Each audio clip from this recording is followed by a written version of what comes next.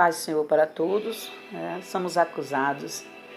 Hoje eu quero falar a vocês, como o nosso acusador, ele opera, Somos acusados dia e noite perante Deus, Satanás ainda, ele foi caído, ele caiu, Jesus, ele recebeu,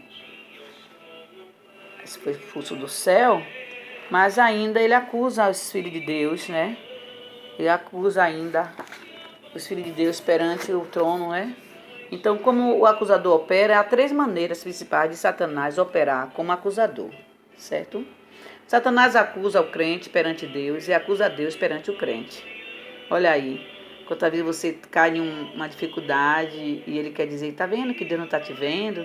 Tá vendo que você está sozinho? Tá vendo que você está enganado? Aí começa a dúvida e muitos até desistem da caminhada, de caminhar para Deus, de fazer a obra de Deus, porque acha que por estar servindo a Deus, certas coisas não poderiam acontecer com ele. Mas Deus não livrou Daniel da cova, Deus não livrou Sadraque, Mesaque e Abednego do fogo, da fornalha, mas Deus estava lá dentro com eles, amém? Então, Satanás acusa o crente perante Deus e acusa Deus perante o crente. Eu vou aqui ler para vocês, É uma parte que eu achei muito importante e devemos disseminar isso entre os nossos irmãos. No primeiro capítulo do livro de Jó, lemos que Satanás acusa Jó diante de Deus. Porventura, Jó, debalde, teme a Deus? Assim disse Satanás.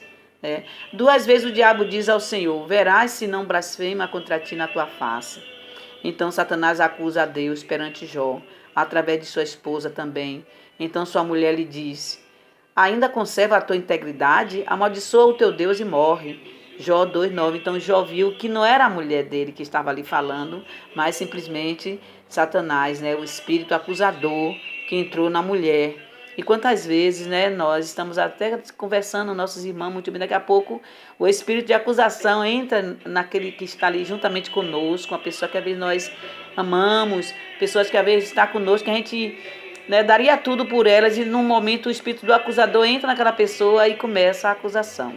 Então temos que vigiar muito quando formos acusar os nossos irmãos, Temos que acusar muito porque é um espírito, não é espírito de discernimento, não. Discernimento de espírito é uma coisa, Às vezes a pessoa tem aquele espírito de discernimento geral, de achar, Às vezes vem um certo ministro da casa do Senhor, trabalha, opera maravilha, faz milagre, tudo, mas aquele irmão saiu diretamente do seu trabalho, todo sujo de óleo, todo sujo de petróleo, todo sujo de lama, sei lá, de cimento, e aí vai para a casa do Senhor daquele jeito, porque não queria perder o culto naquele dia. Aí o que é que acontece? Aí o Satanás acusador penetra na vida de alguns, e diz, aquele irmão ali, por que não veio hoje arrumado? Está em pecado. Diz logo, está daquele jeito, está em pecado, porque a aparência segundo a carne. E não devemos julgar nossos irmãos segundo a carne, mas segundo o coração. Amém? Então eu vou ler mais aqui um pouquinho para vocês. Item 2. Satanás acusa outros cristãos perante um crente. Olha aí. Infelizmente, muitas vezes nós não percebemos isso. Frequentemente olhamos para outros irmãos e os julgamos pelo que ouvimos dizer. Jesus se referiu a isso como ter um olho mau, Porque alguém falou algo daquele irmão, aí já olhamos para aquele irmão com nossos olhos maus, com os olhos daquele que nos falou alguma coisa. E nós temos que olhar para nossos irmãos com os olhares de Cristo, com o olhar de Jesus, com o olhar de Cristo, Então, que é citado juntamente com o adultério, a prostituição e o homicídio em Marcos 7, 19 e 24, Essas coisas são responsáveis por muitas suspeitas, desconfianças, censuras e críticas que existem no corpo de Cristo. Então, devemos olhar para o nosso irmão, que às vezes chegou na igreja porque não tem uma roupa melhorzinha para colocar. Ele não tem agora, irmão, mas pode ter depois, Deus é o dono do ouro da prata, ele pode derramar a bênção, reter, de alguém que está julgando e passar para aquele que está sendo julgado, viu?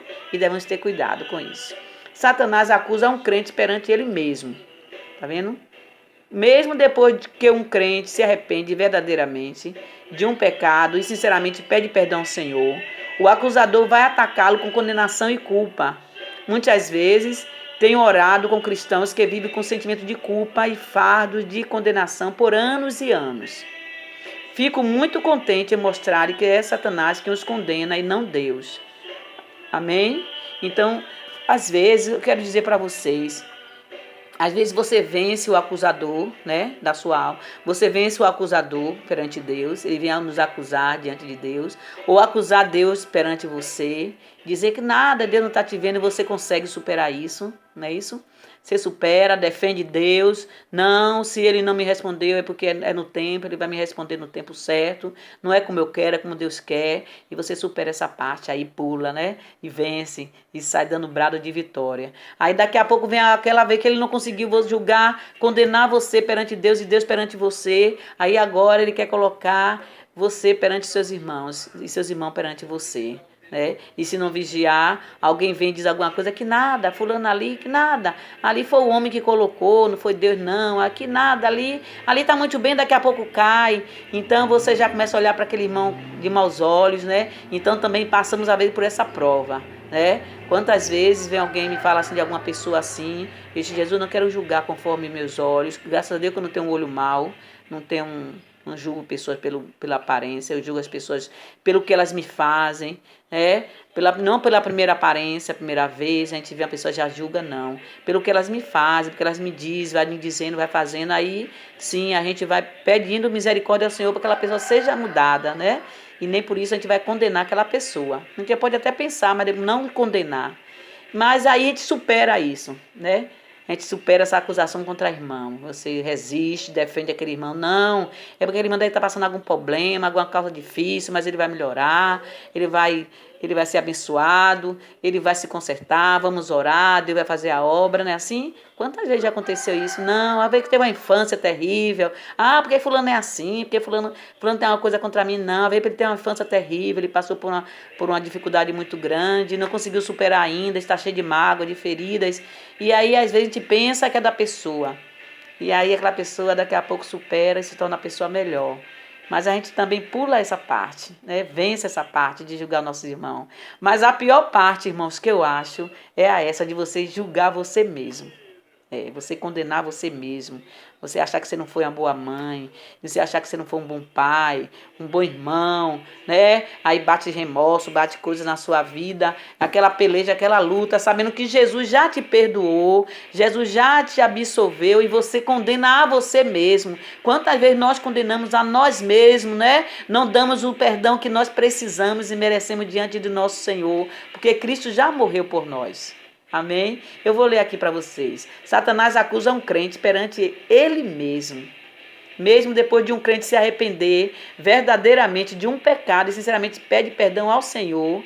E o Senhor perdoa, porque diante dele não tem pecado, diante de nosso Senhor. E ele pega os nossos pecados e joga para trás dele, né? No mar do esquecimento, né? Mas aí você fica se condenando, você fica se julgando, você fica, né, achando que você não tem condição, não tem direito a nada.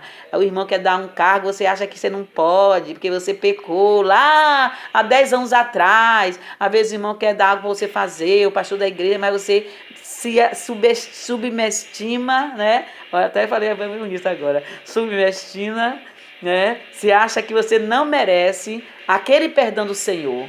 Quantas pessoas estão vivendo assim, irmãos? Quantas pessoas estão vivendo assim debaixo de uma condenação eterna, uma condenação que Jesus não condenou. Jesus Cristo diz, eu não te condeno, vai e não peques mais.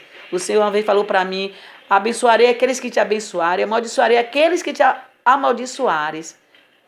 Alguém te condenou? Aí eu dizia, não, então vai e não peques mais. Oh, glória a Deus, que palavra maravilhosa. E eu estou aqui tentando não pecar mais, irmão, tentando viver em sobriedade com o nosso Deus, em alegria e paz. Amém? Então, irmão, não condene a você mesmo, não. Jesus já morreu, já pagou alto preço por você. Ele já pagou alto preço por nós. Jesus já fez o que você poderia ter feito, o que você não poderia ter feito. Você nunca teria condição de morrer por você mesmo.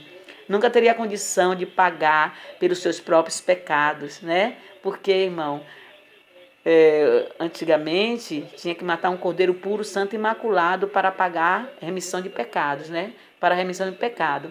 Então, onde é que nós vamos achar um cordeiro puro, santo e imaculado no mundo de hoje em dia? Imagine, se fosse hoje que tivesse que pagar sacrifício, quem que ia achar um cordeiro puro, santo e imaculado?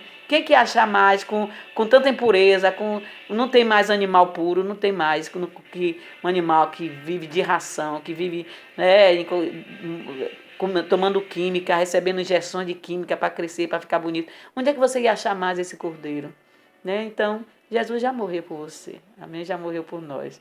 Eu te dou uma boa tarde para todos. Que Jesus nos abençoe. O Senhor mandou fazer esse vídeo para vocês, para nós. Não deixa Satanás te acusar. Não deixa Satanás também colocar acusação contra os seus irmãos, contra os nossos irmãos. Né? A unidade da igreja é imprescindível. Aleluia. Né? E o adversário, ele semeia a desunião na igreja. Né? Ele semeia a falta de unidade. Você não tem onde. Nosso pensamento às vezes não concorda com o nosso irmão que está do nosso lado. Você fala uma coisa, aquele irmão não quer ouvir o que você tem para dizer ou para falar, não.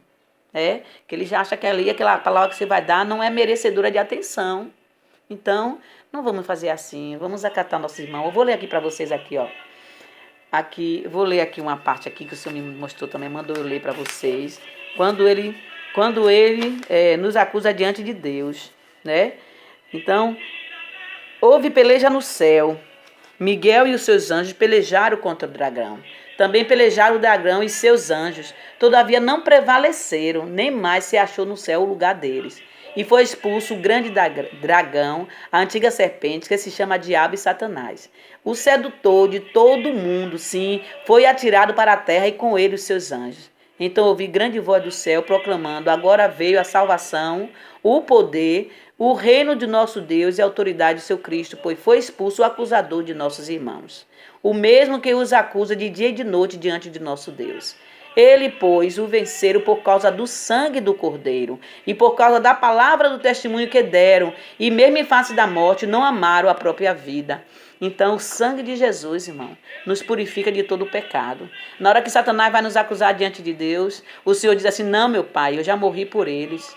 Olha o meu sangue aqui derramado. E o sangue do nosso Senhor fica diante de Deus, no propiciatório. Então tá lá, diante da arca não tem propiciatório? E o sangue de Jesus foi aspergido no propiciatório de Jeová, do nosso Pai, e está lá diante de Deus. E quando vem Satanás nos acusar, o Senhor diz aqui, ó: o sangue do meu filho amado já morreu por eles. Amém? Então, irmão, Jesus Cristo disse: vai, não peques mais. Mas não te condene, nem te acuse, porque e vive toda a vida recebendo acusações de seus irmãos, não. Quando vem alguém acusar de seus irmãos, dizer: será que vai, será que não vai, e dali não sai nada, não aceite essa palavra e diga: está repreendido, Satanás, espírito acusador, saia desta vida em nome de Jesus. Não aceite espírito acusador para envenenar a tua alma, né, e para te colocar diante, né, em situação difícil diante dos vossos irmãos. Não aceite, irmão, não aceite mesmo, porque Deus abomina isso aí. Deus quer que nós oremos um pelos outros. Oremos um pelos outros para que recebemos um coração puro, né? Um coração limpo diante de nosso Deus. Amém? E que o Senhor nos dê nos olhos bons, né? Se seus olhos forem bons, todo o seu corpo terá luz. Amém? A paz para todos. Fica na paz aí, igreja. Igreja de Deus. A paz do Senhor.